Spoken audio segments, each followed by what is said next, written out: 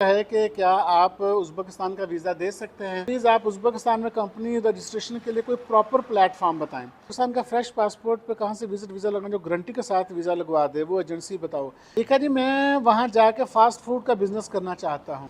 मैं वहाँ छोटे भाई को पढ़ाकर डॉक्टर बनना चाहता हूँ और डॉक्टर बनाना चाहता हूँ। उज़्बेकिस्तान के वर्क वीज़ा पर वहाँ से कजाकिस्तान या रूस का वीज़ा अप्लाई कर सकते हैं। आगे एक भाई ने लिखा, पाकिस्तानी बेवकूफ़ अवाम से दरख्वास्त है कि इस एजेंटों की बातों का यकीन मत करें। 5 साल का जो रेजिडेंशियल वीज़ा है उसकी क्या रिक्वायरमेंट है।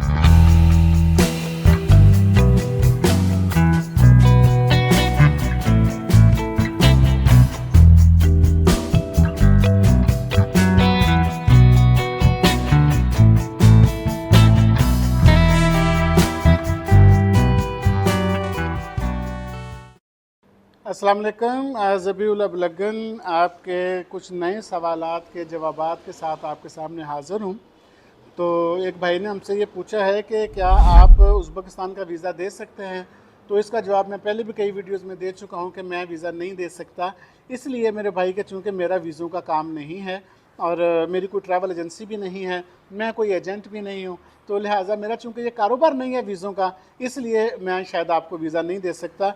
इसके लिए आप किसी भी ट्रैवल एजेंसी में चले जाएँ, वो आपको वीज़ा ले देंगे। आगे लिखा जी, बुलगन साहब प्लीज़ आप उज़्बेकिस्तान में कंपनी रजिस्ट्रेशन के लिए कोई प्रॉपर प्लेटफॉर्म बताएं। मैं पहले बता चुका हूं आपको कि ये प्लेटफॉर्म पाकिस्तान में आपकी क्या हेल्प करेगा। ये आपको वहां जाकर कंपनी रजिस्टर करवानी होती है, उज़्बेकिस्तान के कैपिटल ताशकंद में।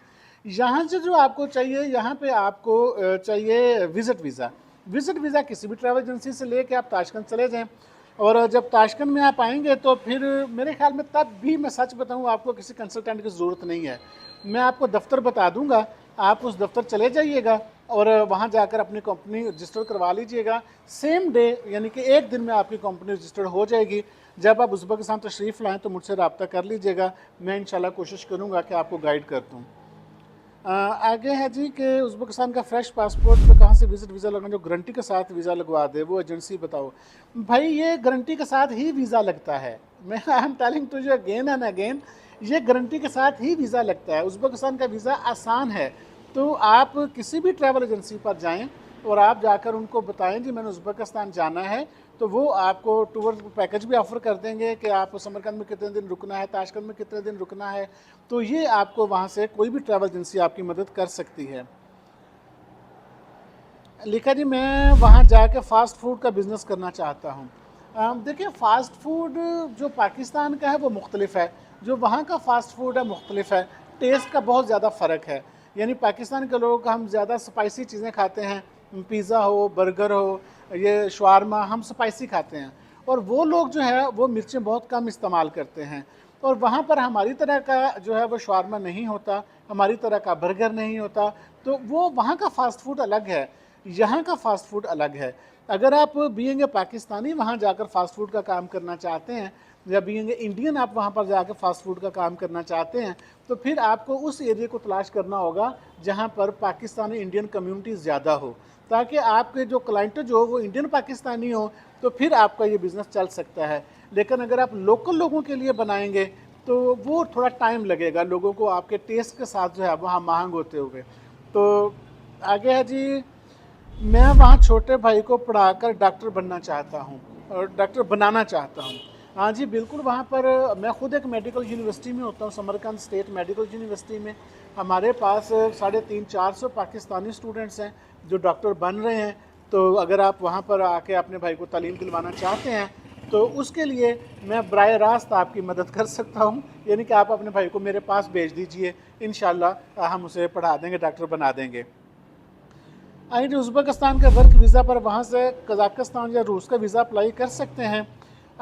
जी, वर्क वीज़ा अगर आपके पास है 1 साल का, तो आप जैसे B1, B2 या A1, ये वीज़ाज़ जो होते हैं 1 साल के, यानी स्टूडेंट वीज़ा, बिज़नेस वीज़ा।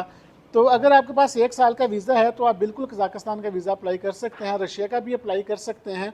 ये उन एम्बेसीज़ पर डिपेंड करता है वो आपको वीज़ा देते हैं कि नहीं देते। तो ये डिपेंड उन पर करता है, लेकिन आप अप्लाई कर सकते हैं, अप्लाई करने में कोई चीज़ मान्य नहीं है। आगे एक भाई ने लिखा, पाकिस्तानी बेवकूफ़ अवाम से दरख्वास्त है कि इस एजेंटों की बातों का यकीन मत करें। तो भाई आप ना करें यकीन, मैंने कब कहा है आप यकीन करें। तो और वैसे भाई आपने देखें ये जाती है, आपने मुझे एजेंट कह दिया है और मैं बार बार ये कह रहा हूँ कि मैं एजेंट नहीं हूँ।